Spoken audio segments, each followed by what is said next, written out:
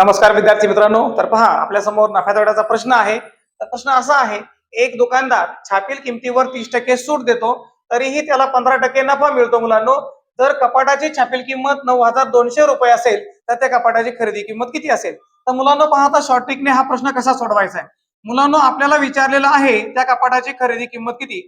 तर खरेदी किंमत बरोबर काय करायचं मुलांनो, छापील किंमत घ्यायची, छापील किमतीला गुणिले.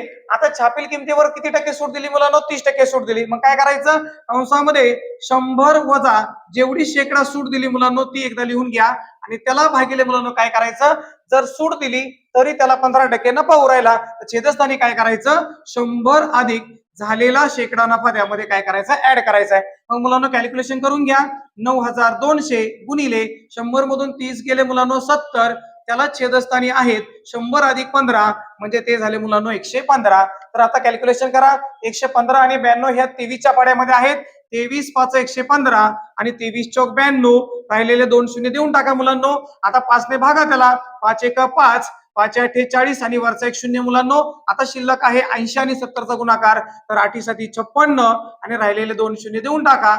म्हणजे त्या वस्तूची, त्या कपाटाची खरेदी किंमत किती आहे मुलांनो? 5,600 रुपये. अशा प्रकारे शॉर्ट ट्रिकनं हा प्रश्न आपल्याला सोडवायचा आहे. धन्यवाद.